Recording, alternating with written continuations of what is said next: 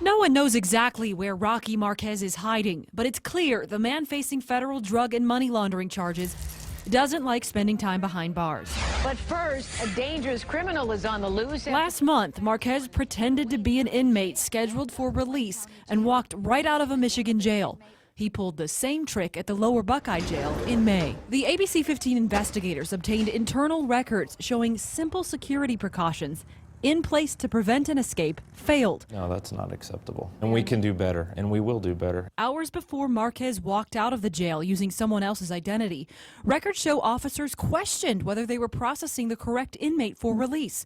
One officer said he felt like the inmate was the wrong guy and even asked him extra personal questions to verify his identity because his face did not match his grainy black and white ID card. And that's still being used, though, today? Yeah, it's still being used, but keep in mind, the picture isn't the end-all tool that we use to identify somebody. These internal MCSO records show Marquez answered several identifying questions correctly, but could not supply a correct street address when asked. A jail employee blamed a clerical booking error and continued with the process.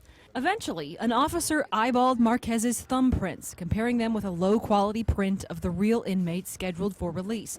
He admits they were smudged, but somehow Marquez still made it out of jail. One of the officers says he never received any formal training on inmate releases. Why do you think he said that?